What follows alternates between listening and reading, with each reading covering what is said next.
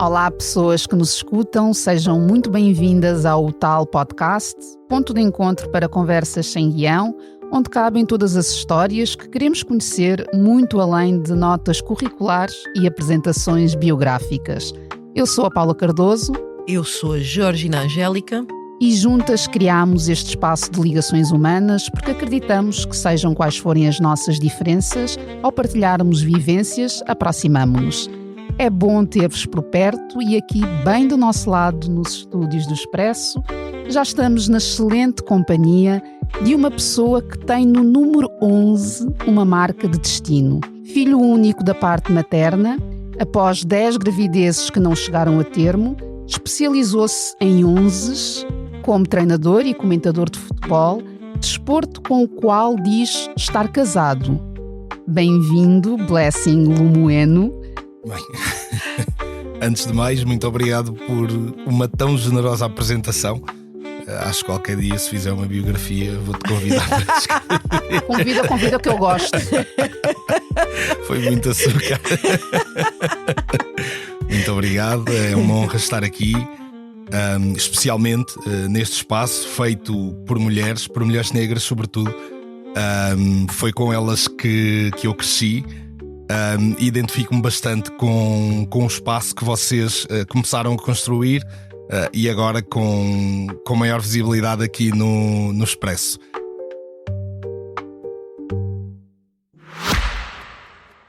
Se gosta de ouvir podcasts, conheça a oferta que o Expresso tem para si.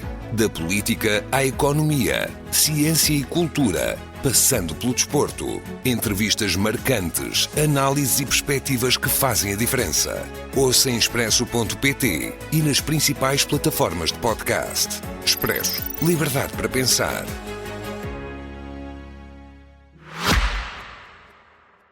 Tu nasceste em Luanda, na maternidade de Lucrécia Paim, que vai buscar o nome a uma das heroínas das lutas de libertação.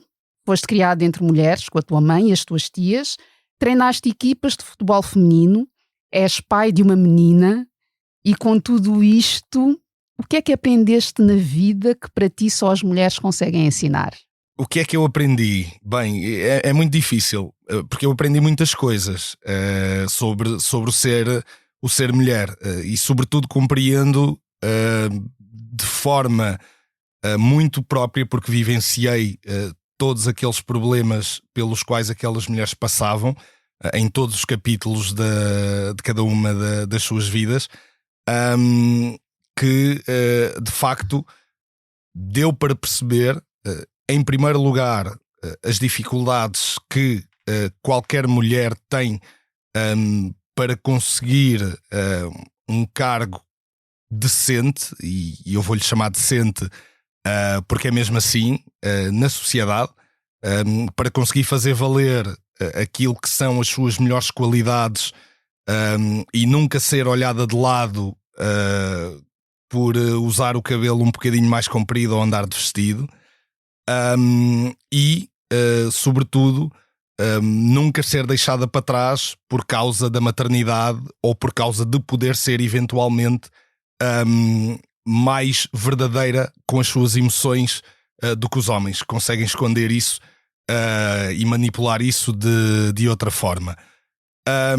Aprendi também, de um ponto de vista mais pessoal, tudo aquilo que se vi passar em casa.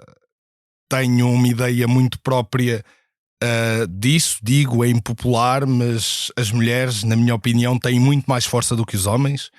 É bastante popular aqui. Sim. Nesse espaço. Neste espaço é. Nós reconhecemos essa força. Na minha vida em geral, essa ideia é bastante popular.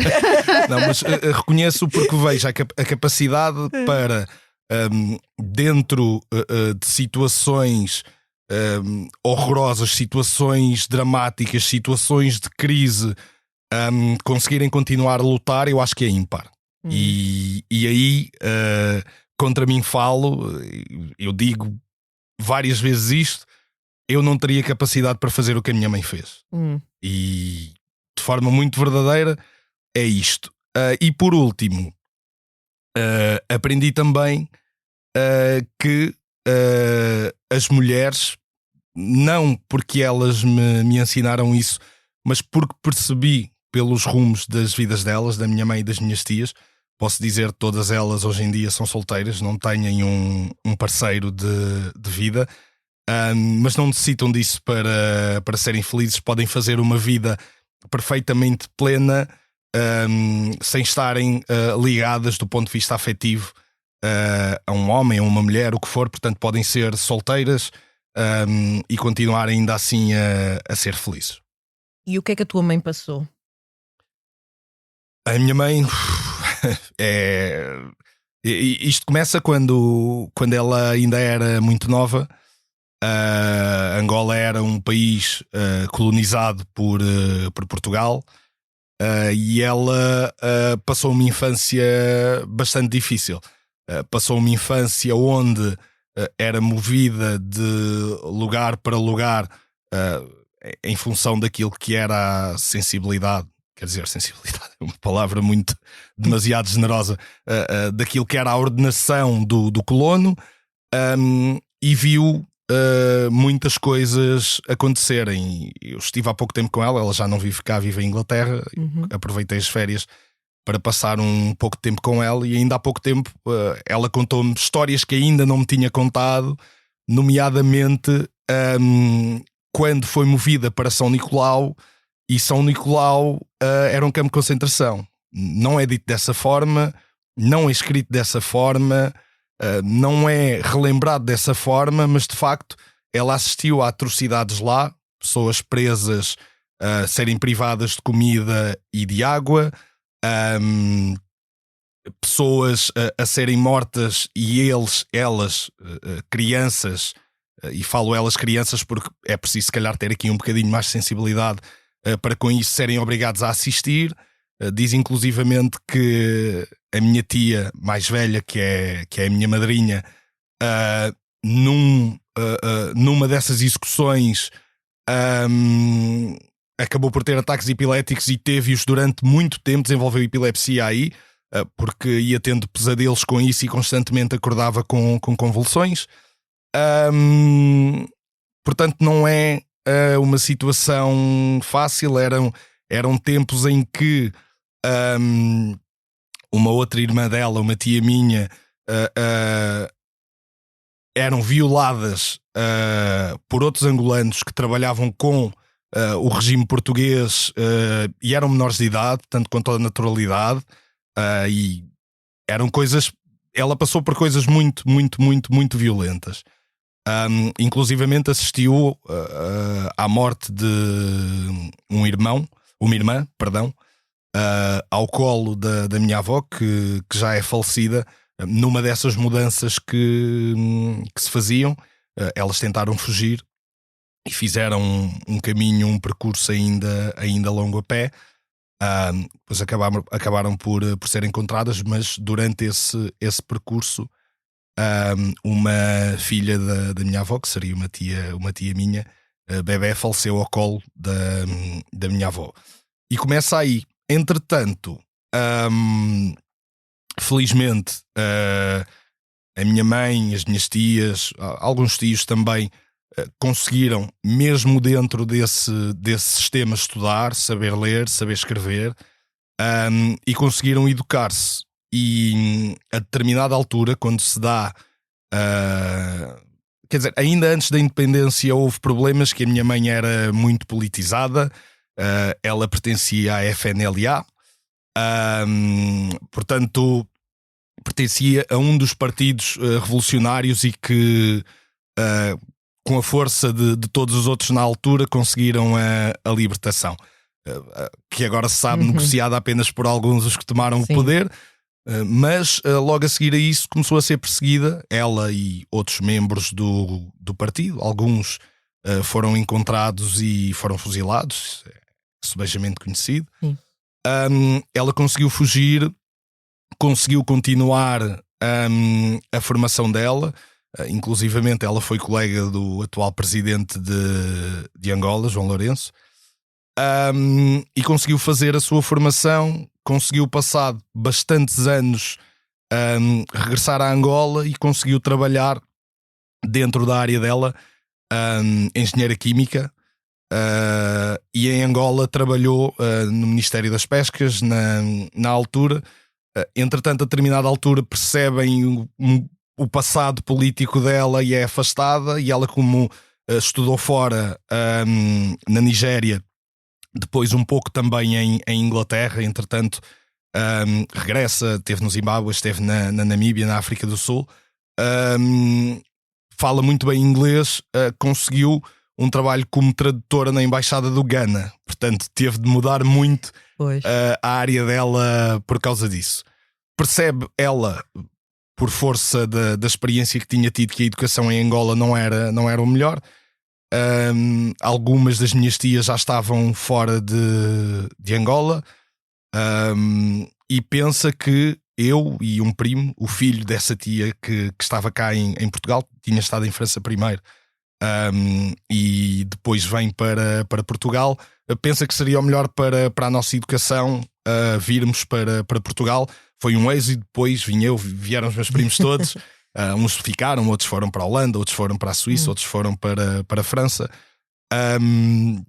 E portanto pensa que será esse o melhor caminho para nós. No entanto, nenhuma das minhas tias, nem a minha mãe cá em Portugal, conseguiu ver reconhecidas aquelas que eram as suas competências, aqueles que eram os seus diplomas, e portanto tiveram de trabalhar algum tempo na clandestinidade até terem acesso à documentação. A minha mãe conseguiu em primeiro lugar, tivemos sorte de apanhar um senhor que eu já falo a seguir, e portanto tiveram de fazer trabalho de limpezas, que eu não acho que tenha problema algum, é um trabalho tão digno quanto o outro, mas em função das qualificações que ela tinha, qualificações até muito acima, e naquela altura sobretudo do que muitos portugueses e portuguesas tinham, não conseguiu exercer, porque não foram reconhecidas essas mesmas qualificações e esse mesmo currículo. Entretanto, ela, a minha tia, trabalhava em casa de um senhor que trabalhou aqui há algum tempo também. Podemos dizer os nomes, Podemos, sim. Podes dizer os nomes. E o anterior era o Artur Albarrán. E conhece, dava-se muito bem com Artur Albarrán, que já não está por cá, aqui é moçambicano. E ele tinha um sotaque muito, muito carregado, portanto dava para perceber. O Artur Albarrán precisava de alguém para trabalhar também em casa dele, e era um trabalho melhor pago do que aquele que a minha mãe fazia. A minha mãe aproveitou, também tinha alguma facilidade. Na altura a mulher do Artur Albarrán era alemã, só falava alemão e inglês, e portanto facilitava muito a minha mãe também ter muita facilidade com inglês. Não é? E o Artur Albarrán basicamente foi um anjo que se cruzou nas nossas vidas, uma pessoa que fez tudo o possível para nos ajudar, e para nos ajudar inicialmente a mim e a minha mãe, mas depois estendeu isso a todos os outros. Conseguimos a documentação por causa dele. A minha mãe e as minhas tias conseguiram comprar uma casa por causa de terem a documentação, senão seria muito difícil fazê-lo. Ele colocou na altura a advogada pessoal dele a tratar dessas situações, e é muito mais fácil e muito mais rápido, infelizmente, quando tu tens um advogado, independentemente de estares na mesma condição, teres a mesma papelada, é um advogado. O acesso que tu tens é diferente, claro. A seriedade com que te levam é diferente, não és maltratado de forma alguma, e portanto foi um anjo que caiu nas nossas vidas, porque foi de facto, ou foram de facto, essas ações dele e essa pequena coisa que é estar legal e termos a documentação que nos permitiu de facto ter todos hoje uma vida diferente. Felizmente cá em Portugal, daquela que teve a minha mãe, daquela que tiveram as minhas tias, hoje em dia eu posso dizer que eu e os meus primos conseguimos dar esse salto geracional, graças a elas, porque elas trabalhavam muito, mas mesmo muito, e nós hoje em dia conseguimos, os meus primos conseguimos ir de férias, conseguimos com que elas vão de férias, elas não iam. Era impossível ir de férias. É uma realidade transversal, não é? As nossas famílias temos, acho que muitos de nós têm essa experiência de não verem os pais, não é? A gozar férias. Sim, portanto... e eu tinha uma noção muito clara disso também, porque os meus colegas de escola iam de férias, exato, eu não ia. Claro. A determinada altura, já ali na pré-adolescência, já iam sozinhos grupos de amigos, e inclusivamente o meu grupo de amigos que eu mantenho desde o secundário, basicamente, eu fui de férias com eles algumas vezes, foram eles que pagaram tudo, porque eu não tinha possibilidade de o fazer. E portanto percebe-se isso, percebe-se no vestuário, que tínhamos, nunca nos faltou roupa, sim, e calçado. Mas condições económicas diferentes. Mas se calhar tínhamos, sim, um par de ténis, tínhamos 2 pares de calças, tínhamos uns calções, tínhamos 3, 4 t-shirts, portanto não havia muita coisa. Não faltou nada, não nos faltou mochila, não nos faltou material escolar. Obviamente que a partir do momento em que conseguimos os documentos, passamos a beneficiar também de apoios sociais do Estado português, e isso permitiu aliviar um pouco aquela pressão que as nossas mães, porque elas todas são as nossas mães, sentiam, e isso acabou por nos ajudar. Portanto, fruto desse trabalho delas, elas trabalharam mesmo muito.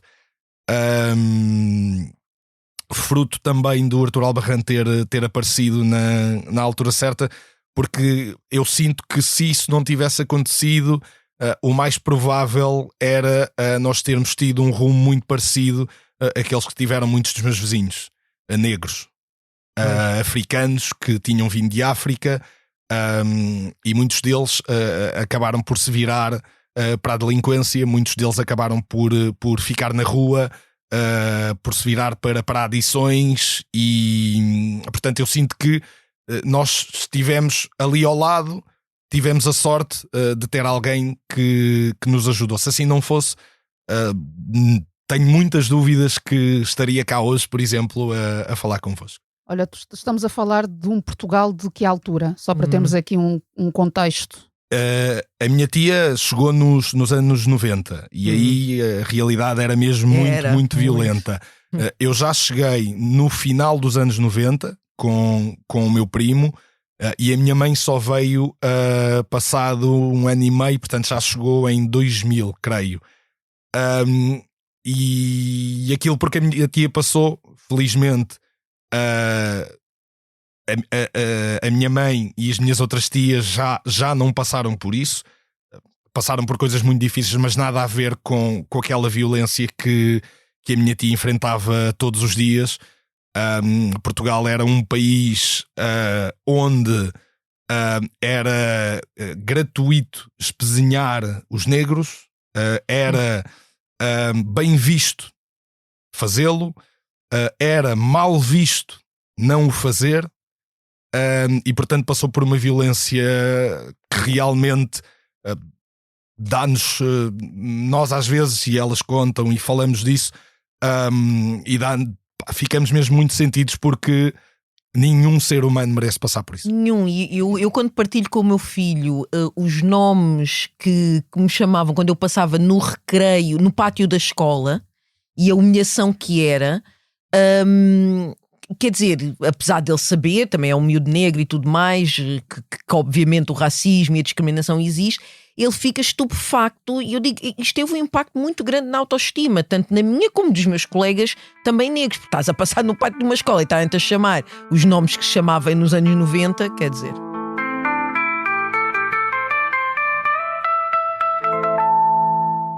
Eu estava a ouvir-te a conjugar o verbo era. Pois. E estava, infelizmente, a pensar em como as conquistas que foram acontecendo nos últimos anos estão a recuar, não é? Completamente. E tu trouxeste uma dimensão que para mim é essencial, que é quando nós não estamos em situação regular num país, não é? Quando não temos documentos, estamos arredados da cidadania, não é? De direitos elementares. E isso empurra muitas pessoas para percursos de exclusão. Portanto, acaba por não ser uma escolha, por muito que nós queiramos muitas das vezes fazer esse tipo de discurso. As pessoas escolheram. Até que ponto é que é uma escolha quando tu não tens sequer esta liberdade de ir e vir, porque não tens um documento. E estavas aqui a partilhar uma série de vizinhanças que tiveste e que viste, não é? A descarrilar a partir desse lugar. É nesse lugar que, infelizmente, ou é para esse lugar que estamos a encaminhar-nos mais uma vez. Eu concordo contigo. Eu sinto sempre que quando as pessoas dizem não, mas há pessoas que conseguem, então porquê é que as outras não fazem? Não tenho a mínima ideia que para essas pessoas conseguirem é 1 no milhão. Têm de passar por aquilo que nenhum ser humano deveria ter de passar para ter o básico. Exato. Casa, trabalho, alimentação. Para ter o básico. As coisas mais simples de todas. E não têm um entendimento que essa pressão que lhes é feita, que lhes é colocada para conseguirem estes meios básicos, depois torna-se em si própria uma prisão também para essas pessoas. Eu tenho ideia, porque vi isso de perto, uma pessoa quando tem fome há 2, 3, 4, 5 dias, uma pessoa não é capaz de raciocinar. Uma pessoa o que quer fazer é encontrar o mais rapidamente a comida, que é o meio para ela sobreviver. Isso. E portanto, o facto da pessoa ter fome, não tem fome porque quer. Foi empurrada para isso, foi empurrada para essa situação.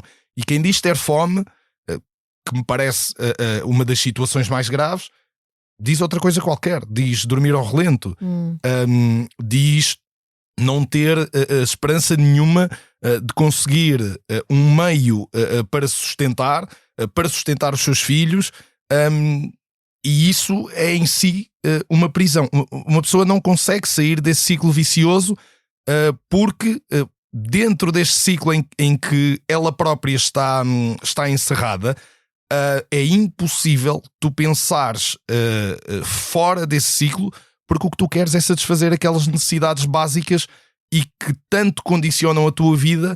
Portanto, tu não consegues sequer ter a leveza de espírito para pensar, seja no que for, que não naquilo. Exato.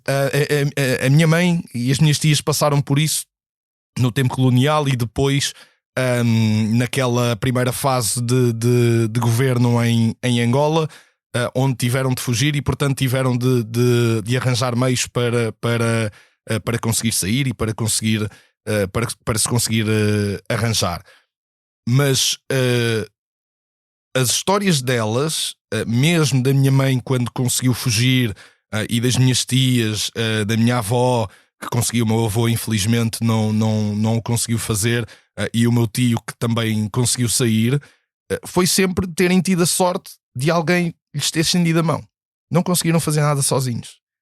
E há uma ideia falsa que depois essas pessoas conseguem fazer sozinhos. É mentira. É impossível. Eu não consigo imaginar ninguém que esteja a passar por uma situação de privação que por si consiga sair desse ciclo. Acredito que o consiga fazer depois de ajudada, tendo força para isso, e mesmo assim já estamos a partir de uma premissa errada, porque a pessoa não deveria ter estado ali, mas sozinha não acredito. Tu falaste em off que quando uma vez disseste que querias ser Presidente da República, que a tua mãe disse logo que nem pensar, e que ficou muito assustada, que obviamente tem a ver com todo o seu envolvimento político, tudo o que aconteceu. Ela ainda se sente assim? Imagina, estávamos num cenário em que estavas-te a candidatar para Presidente da República. Ela não se sente assim, mas eu também não tenho aquele brilho nos olhos que tinha quando era miúdo e lhe dizia isso para o fazer. Agora, ela tem de facto muitas reservas relativamente, inclusivamente, atenção, a eu regressar a Angola só para trabalhar. Portanto, ela tem muitas reservas relativamente a isso.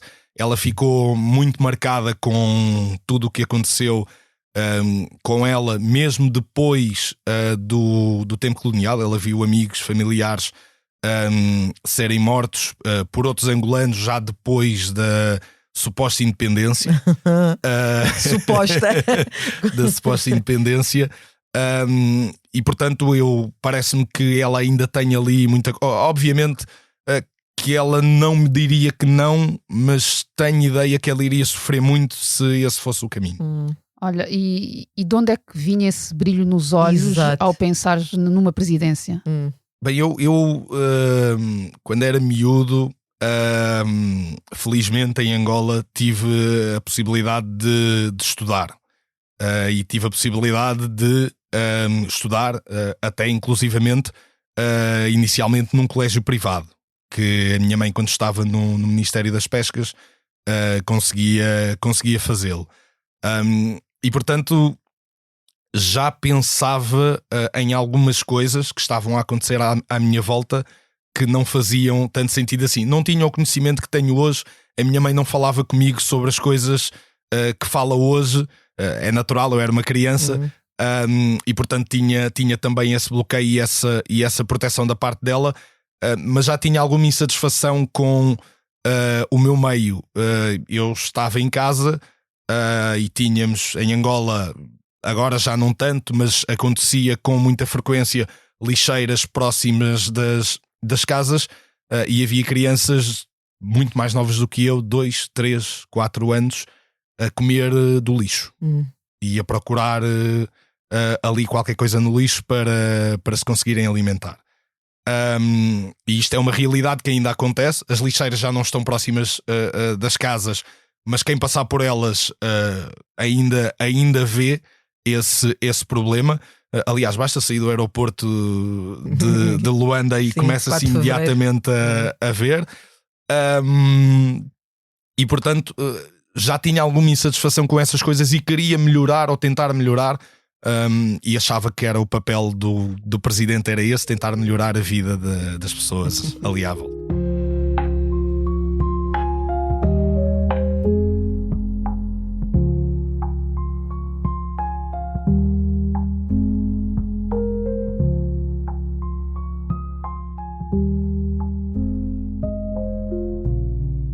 Estava a pensar nestas injustiças todas que foste observando enquanto ias crescendo. Depois vens para Portugal, portanto primeiro foste para o Alentejo. Sim. Depois é que acabaste por te estabelecer durante algum tempo no Cacém, não é? Sim, portanto, sim, na sim, linha sim. de Sintra. Sim. Partilhaste aqui esta viagem sobre uma série de aspectos que foste observando. Entretanto vais parar ao desporto, ao futebol, em concreto, que também não é propriamente um espaço de igualdade. Não, o futebol, como outros meios, é um reflexo do que se passa na sociedade. É um retrato social, se calhar algumas vezes até pela suposta liberdade que as pessoas acham que têm, não só para decidir sobre a vida dos outros, mas sobretudo para tratá-los como entendem que os devem tratar, como se fossem inferiores. É um espaço onde isto acontece com mais recorrência e mais agressividade, e como é um espaço de tanta visibilidade, as coisas acabam por saltar também mais vezes cá para fora. Eu não digo que aconteça mais, acho que acontece em termos de proporção, na mesma proporção que no resto da sociedade, só que de facto o futebol é tão popular que as coisas acabam por surgir e aparecer para ficarem mais visíveis para toda a gente. Acho que há vários problemas no futebol que têm que ver com a mentalidade conservadora. Portugal é um país conservador. Sim. E é um país que ainda está muito preso ao retrato do que foi. É um país que está muito preso a uma suposta grandeza conquistada a sangue e à custa dos outros, à custa do sangue dos outros e à custa do trabalho dos outros.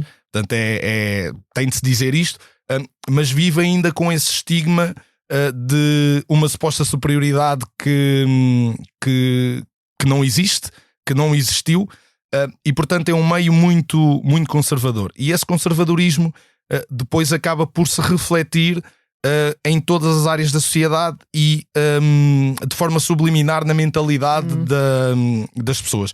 E as pessoas que estão no futebol em Portugal, as portuguesas, estão influenciadas por essa mesma cultura e muitas vezes nem sequer percebem a forma como estão a influenciar ou a levar com que pessoas diferentes delas, diferentes digo, na cor, necessariamente na cor, não só na cor, mas também a forma como estão a levá-las a seguir ou a percorrer determinados percursos que podem não ser os percursos mais adequados para cada uma dessas pessoas. Então como é que os jogadores negros, por exemplo, são vistos e encarados? E quais são as expectativas? Eu acho que o problema está aí. As expectativas em relação aos jogadores negros. O jogador negro ou o jogador proveniente da África, não precisa ser proveniente da África, o jogador negro. A expectativa é que vá ser um jogador muito forte fisicamente. E isso é algo que está implementado e que toda a gente pensa, quem percebe mais de futebol, quem não percebe mais de futebol, a expectativa para um jogador de África, proveniente de África, mesmo que não diretamente, é que vai ser fisicamente mais forte, mais robusto do que os outros e que é aí que vai marcar o diferencial para os outros. E se estivermos a pensar do ponto de vista de formação ou do ponto de vista educativo numa criança negra que começa a jogar futebol e que é colocada nesta caixinha e estimulada maioritariamente ou esmagadoramente nesse sentido, perde a parte técnica e perde a parte tática de pensamento do jogo. Porque desde o início, não só as expectativas de todos, mas também da parte técnica dos treinadores, dos diretores que trabalham com eles, estão viradas para isso, como quando acontecem determinadas situações de jogo, a correção para um jogador negro é uma coisa, porque a expectativa dele está virada para isso, e para um jogador que não é, está virada para outra coisa, mais para a parte técnica, mais para a parte tática, e portanto, chegado ao futebol sénior, os jogadores negros, e isto acontece, estão muito menos estimulados a pensar o jogo, a pensar a parte tática do jogo do que os outros, e muitos deles muito mais frágeis tecnicamente do que os outros, e por causa disso, porque são estimulados maioritariamente numa vertente. E o problema disso, e o que não se percebe, e aí é claramente uma questão de falta de visão, é que, certo, nós sabemos que os jogadores africanos ou os negros, do ponto de vista muscular, conseguem desenvolver-se mais e mais cedo e mais rapidamente, e conseguem manter-se também mais tempo num nível alto de performance física.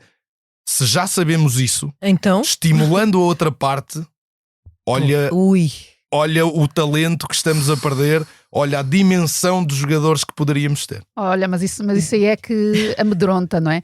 Mas eu aqui, quando fiz a pergunta se é um espaço de igualdade, tu depois respondeste, que fique bem claro, estamos aqui a falar de igualdade racial, não é? E que fique claro, não é? Porque tu depois, mais à frente, referiste exatamente isso, não é?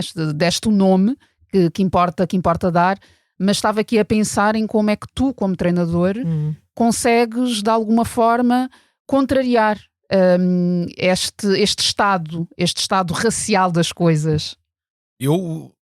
Aquilo que eu consigo fazer é dentro do meu meio, obviamente, não só porque hoje em dia tenho alguma expressão mediática que se calhar até a maior parte dos treinadores negros, nem vou falar disso porque são... Quer ser outra questão. Não, sim. Se falaste em pensamento, isso nem sequer o jogador é estimulado a pensar, não se vai de alguma forma esperar, não é? Que um treinador, não é? Que exista sequer um treinador negro, não é? Até a possibilidade causa estranheza, imagino eu. Causa estranheza precisamente por isso. O jogador negro é conhecido por não pensar o jogo. Portanto, o treinador negro, como é que vai conseguir pensá-lo? Se enquanto jogador não o conseguia fazer, apesar de até serem tarefas diferentes, mas depois esse pensamento segue para a frente. E há de facto muito poucos treinadores negros, sobretudo nos espaços profissionais. Eu não chegam a 5 em Portugal. Estamos a falar de Portugal. Em Portugal, mas olhando lá para fora, a nível das principais ligas europeias, não é diferente. Não é diferente. Não. E eu até penso que o campeonato francês, por ser um campeonato que teve tantos internacionais franceses negros, poderia ter uma maior expressão aí, mas não é muito diferente. Mas lá está.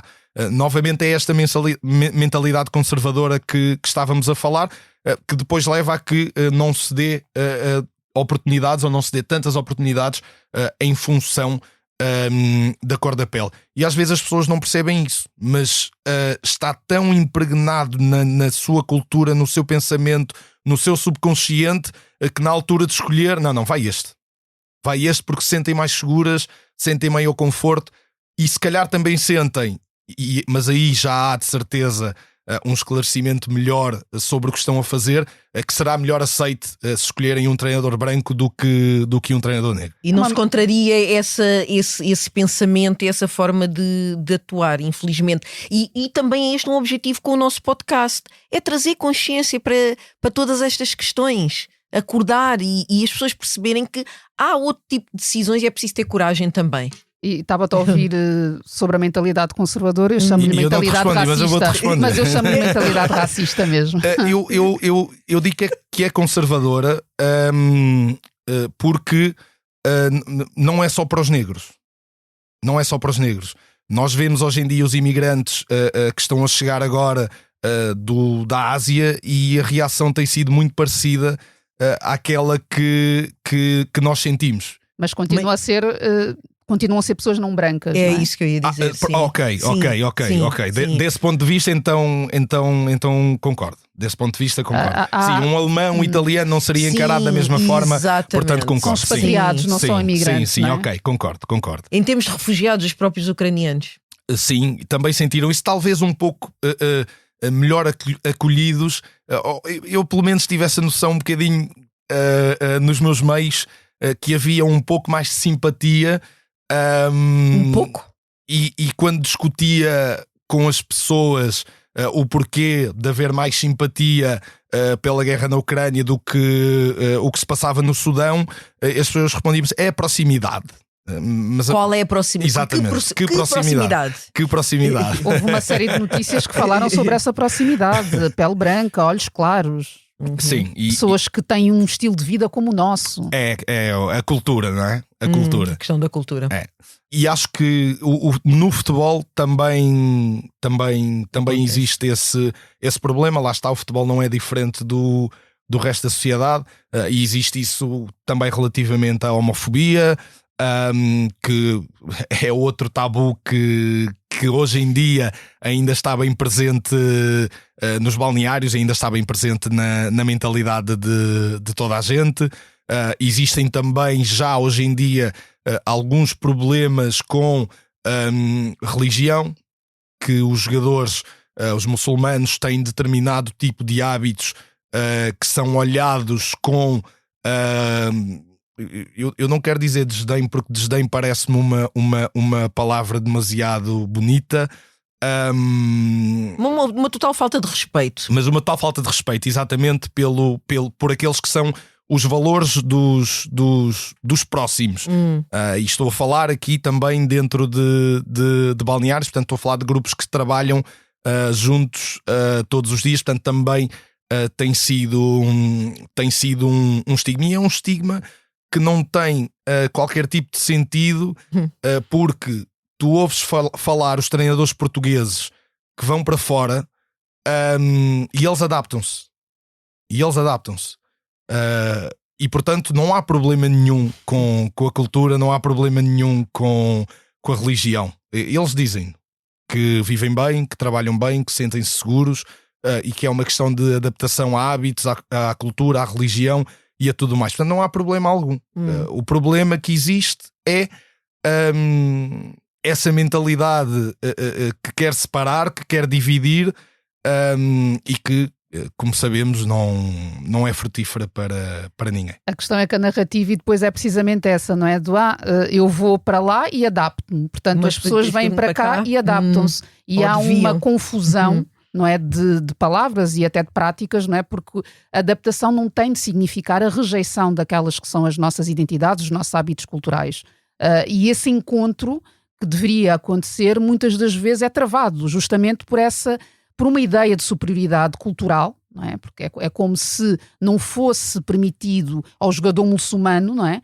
É como se fosse menos profissional por estar, por exemplo, a fazer o Ramadão. Exatamente. Exatamente. Exato. Mas pensando aqui na própria questão do balneário, desta conversa que nós estamos a ter, como é que estes temas, tu podes puxar estes assuntos, ter este tipo de diálogos nos espaços futebolísticos pelos quais te vais movimentando? Sim, dentro do balneário é evidente que sim. Não só com os jogadores em causa, mas com todos os outros. São coisas que, felizmente, e nos espaços onde eu trabalhei, tentamos sempre fazer exatamente o oposto. Tentamos unir ao invés de separar, e demonstrar precisamente isso, que o respeito por aquilo que são os hábitos, os valores, a cultura e as crenças dos outros, é o mesmo respeito que nós queremos que os outros tenham pelos nossos, e tentamos sempre desmontar isso. Mas eu acho mesmo que tive sorte nos sítios onde trabalhei. Por exemplo, o Estoril foi um sítio fantástico. Foi um clube bandeira contra racismo, homofobia, a favor de uma maior expressão das mulheres, não só do ponto de vista social, mas no futebol, e que levou e tem levado essas bandeiras, e que a partir daí encorajou outros clubes a fazerem o mesmo. Agora no Desportivo de Chaves exatamente a mesma coisa, portanto um clube também bastante inclusivo e que aceita com pessoas com uma mentalidade que eu digo que as pessoas dizem que é uma mentalidade evoluída. Eu acho que é uma mentalidade normal para aquilo que deveria ser a nossa presença no mundo. Pois é. E portanto eu acho mesmo que tive sorte nos sítios onde trabalhei, porque os relatos que ouço de outros lados e de outros problemas não são bem os mesmos. Acho que é do teu nome, não é? Blessing. Não eu dava achei, para ser de outra forma. Sim, atraiu muitas bênçãos para a tua vida.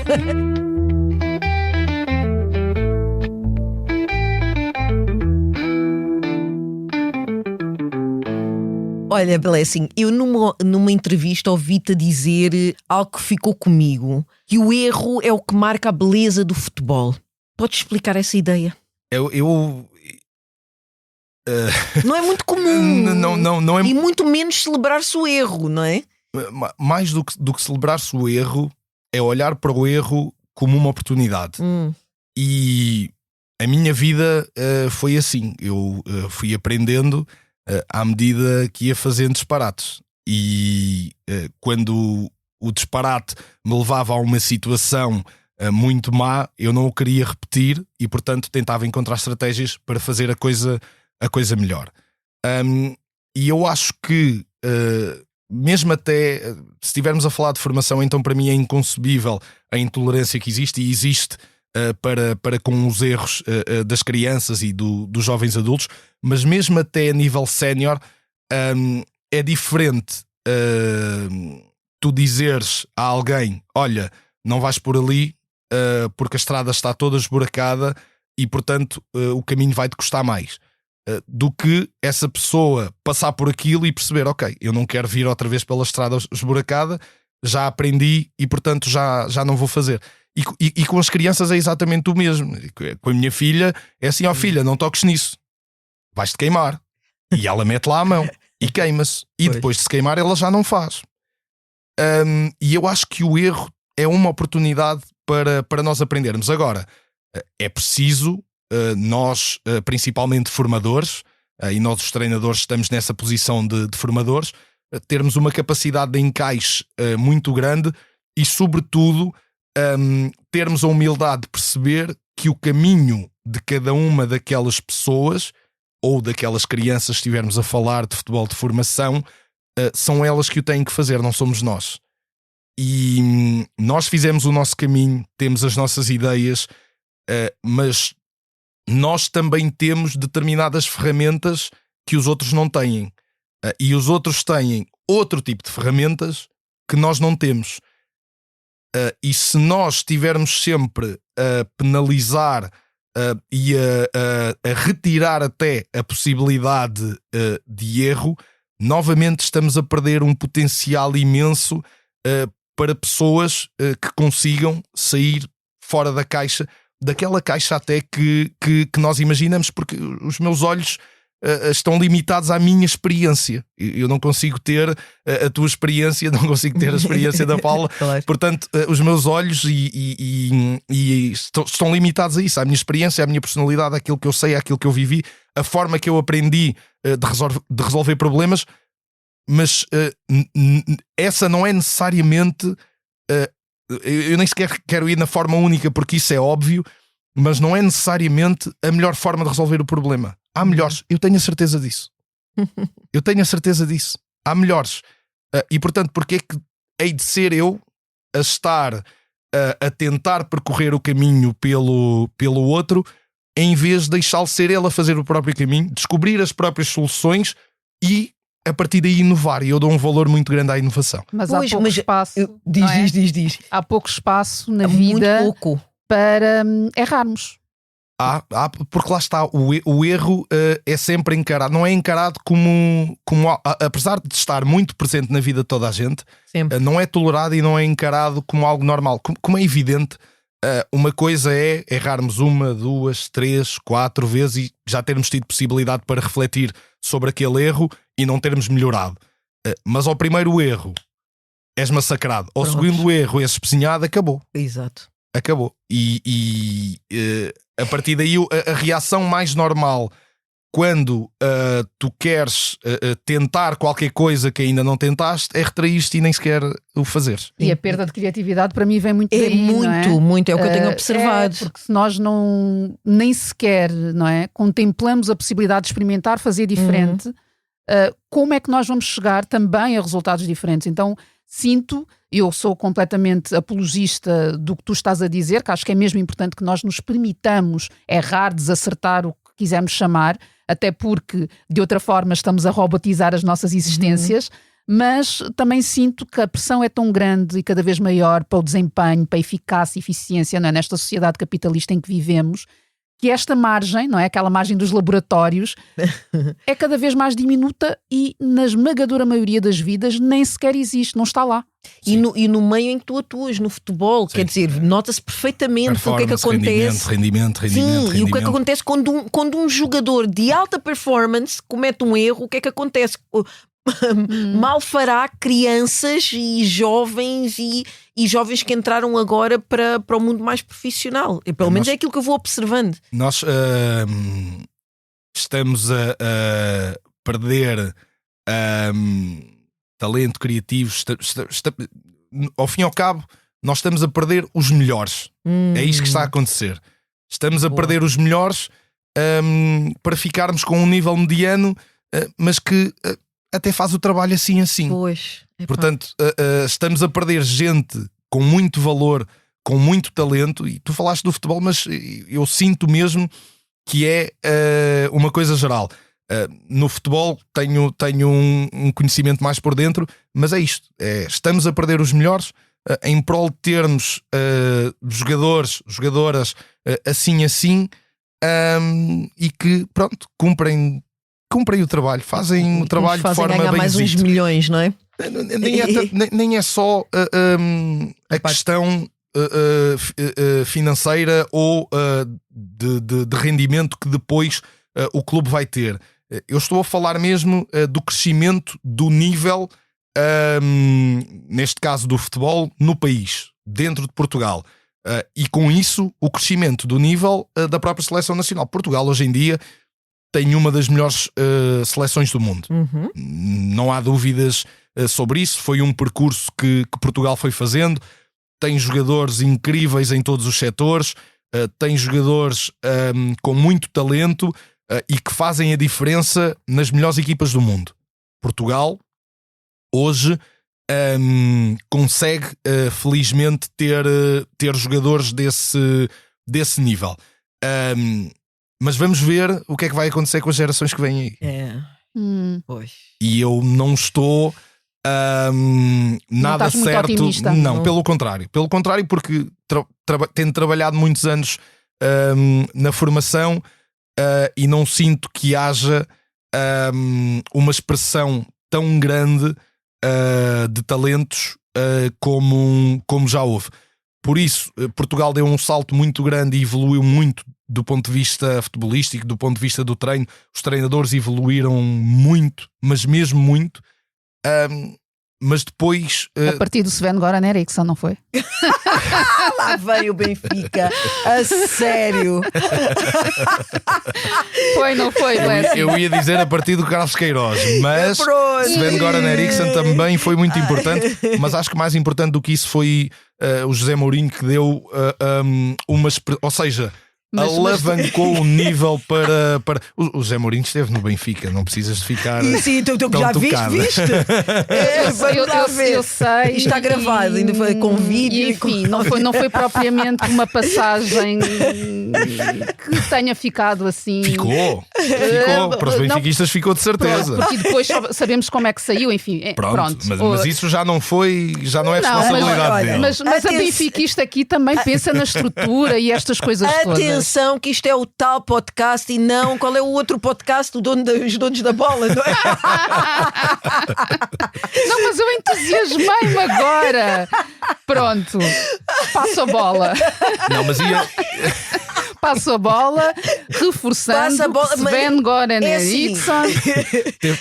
Teve um papel muito importante. Inovou. Que a luz, sem que a qualquer luz tipo de dúvida. celestial o tenha. Mas acho que o marco grande é José Mourinho e os treinadores desenvolveram-se muito a partir daí. O problema é que depois a própria máquina Continuamos nos donos da bola. começa a asfixiar os treinadores precisamente por causa do rendimento. Não há muito investimento em Portugal para os clubes. Há poucas oportunidades para os treinadores se profissionalizarem. O mercado é muito violento e os treinadores, fruto disso, vão procurando atalhos.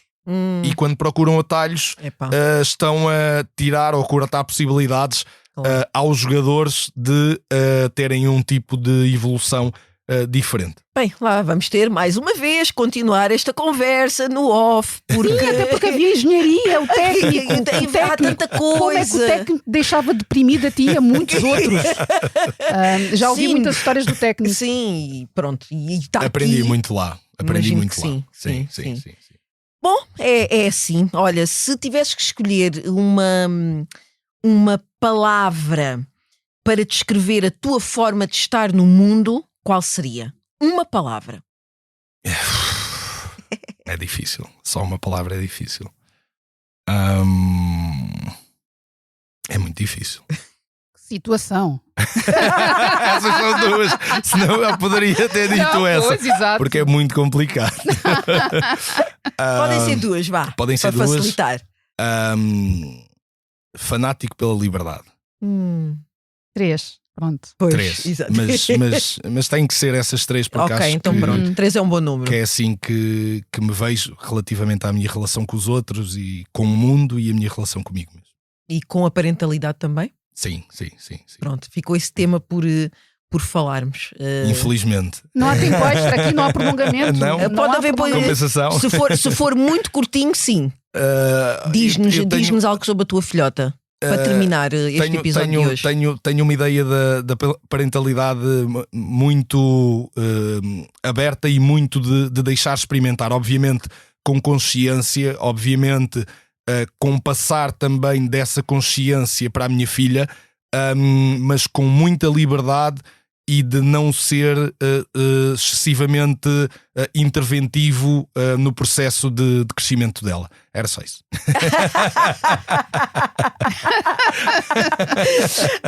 Como é que ela se chama? Sara. Beijinho, Sara. Que nome tão forte. Falamos depois. Este episódio tem sonoplastia de Gustavo Carvalho, fotografia de Tomás Almeida, capa de Tiago Pereira Santos e música original de Pedro Bernardino e Wilson Twice. A coordenação é de Joana Beleza e Yuri Lopes Pereira e direção de João Vieira Pereira. Eu sou a Georgina Angélica. Eu sou a Paula Cardoso. E voltamos na próxima semana. Até lá, sigam-nos nas redes sociais e subscrevam a nossa newsletter em www.otalpodcast.com.